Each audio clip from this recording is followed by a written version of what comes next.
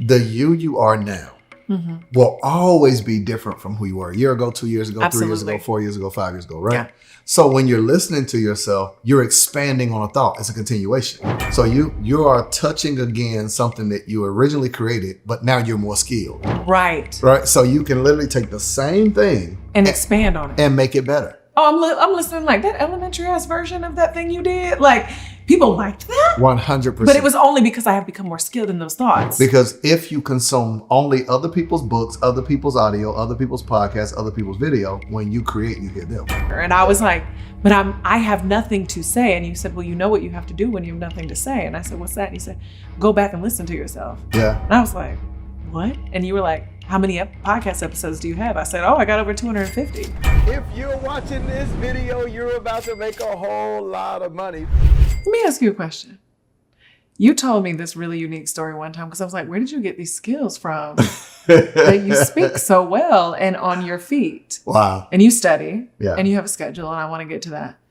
But you told me this really, really unique story about, obviously, if you can't tell already, being a pastor's kid, and being forced to speak on stage and do your first sermon. Yeah. Can you just, I just want to hear it again. You would pull out my most embarrassing story. Because Lord. the way you described to me that you could hear the people in the bathroom talking about you. Yeah. And then in that moment, you decided, like, you'll never catch me with my pants down again. Never. I pointed to catch me with my pants down.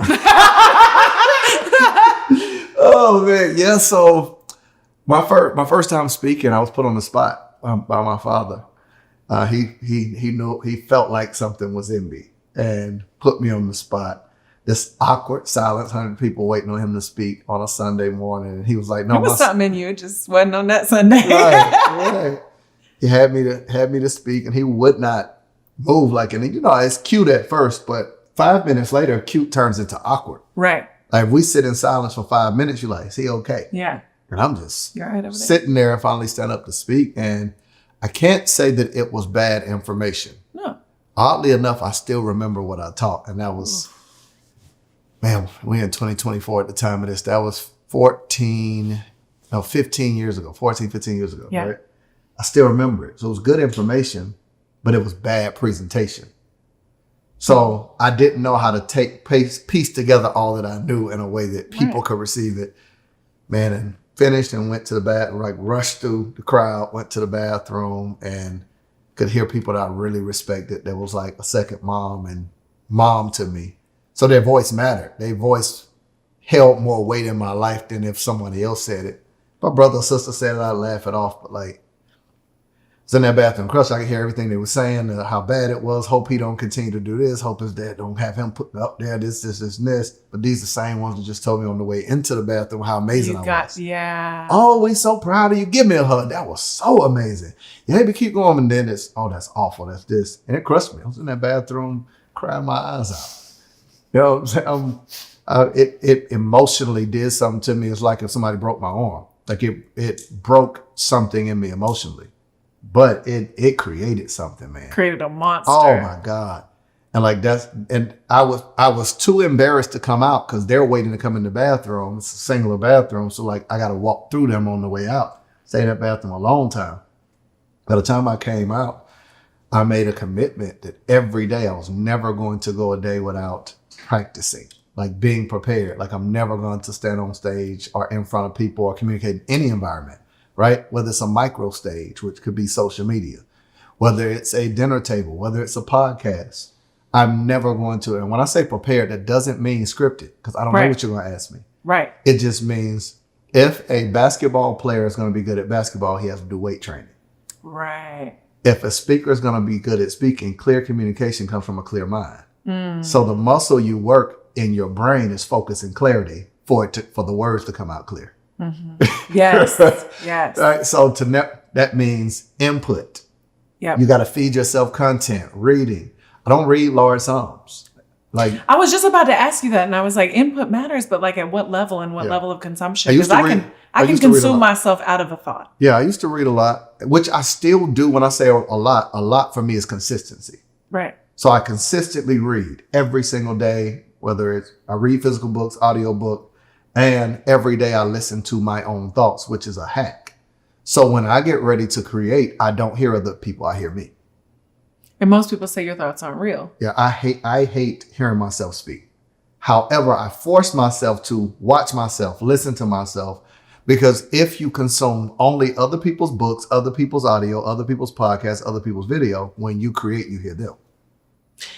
That was the most valuable thing you told me when I was in a rut. You were like, you cannot step away from creating because you have this brand that you have created and you can't just drop it off on the corner. And I was like, but I have nothing to say. And you said, well, you know what you have to do when you have nothing to say. And I said, what's that? And you said, go back and listen to yourself. Yeah. And I was like, what? And you were like, how many podcast episodes do you have? I said, I got over 250. And you were like, great, go back and listen to them. Yeah. Oh, I'm playing them things. And I'm like, oh, you could have done that differently. Yeah, Oh, that was good. Where'd you get that from? Yeah. Oh, you forgot that you experienced that. Yeah. You don't even bring that up anymore. Where did you lose her? Where'd you leave her? Wow. And I'm like, man, like that, like it was like, go back to you. And I do think we become little mimicking machines of the things that we consume and hear. And that's what I've become afraid of. So I'm hearing you. And like, I want to talk about the schedule that you've created for yourself because, oh my God, you said it like it was rhythm and flow, but I was like, this sounds like a homework assignment, but it's important that you have a flow in life. And I'm like, I get in seasons where I'm afraid to overconsume because I'm like, I want to hear me. Yeah. I don't want to delete me from the equation. Yeah. Like, I want to hear my thoughts. Even if they don't make sense, may I write them out, scribe them out, say them until they form something, but I don't want to hear everyone else because I'll start to like pocket things into place and almost as if there's little blanks, like, oh, I'll take that from here and this from here. And, and how do I kind of marry my own thoughts? And I think you've created like a schedule and a framework for that. Yeah, for the thought process, yeah. And even let me clean up something really quick. When I say that I listen to myself, I want people to hear it correctly. The you are now will always be different from who you were a year ago, 2 years ago, Absolutely. 3 years ago, 4 years ago, 5 years ago, right? Yeah. So when you're listening to yourself, you're expanding on a thought. It's a continuation.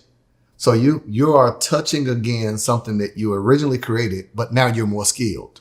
Right. Right. So you can literally take the same thing And expand on it. and make it better. Oh, I'm listening like that elementary ass version of that thing you did. Like people liked that. 100%. But it was only because I have become more skilled in those thoughts. We know them. We know that as products, right? So like this is our phone, if it's 11, 12, 13, whatever.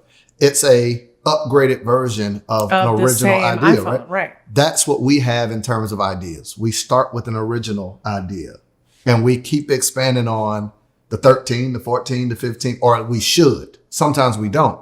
So what I give myself, even in our company, myself and some of my main leaders, we talk about, we plan going into the year because I'm super creative, but so I keep myself disciplined. I get 4 upgrades, 2 innovations. So going into the year, I know I can look at something we already have, and this version of me in 2024 could upgrade 4 things in our company, but I'm only going to introduce two innovations. Because innovations take so much and could hurt your bottom line as a company, could ruin productivity. Well, let me not say ruin, slow down productivity, changes output, hurts you emotionally because you think something's wrong when really it's lag time of a new idea. How do you acknowledge the desire versus what is well timed for you to innovate? So I got a bunch of different KPIs on it, man. So the faith side of me leans into that too. I trust God in me. Like, so there is this. The way you the way you combine the two is one of my favorite things. Actually. Yeah. Yeah. I feel like I don't compartmentalize, right? No, you don't. So if me and you are friends, I trust that if I ask you things in media and podcasting and visuals, like you're amazing at what you do. I trust your expertise because you would lead me into an outcome that I'm looking for. Right. I feel that way about God. I feel like it is not a compartmentalization of a day of the week. I feel like that everything that matters to me matters to him. Right. So when I have conversations with God, I always pray because I don't know. Sometimes I live in ignorance. So I say, hey, I'm too ignorant to know. So make me want what you want. So when the desire intensifies and when the desire leaves, that's part of how he works with me because I asked for that. Hey, I don't hear your voice all the time. So if you really want this, remove the joy from this, create a desire for this to where this was my real prayer years ago. And the same way my body know when I'm hungry, let me emotionally know when I'm without something I'm supposed to have.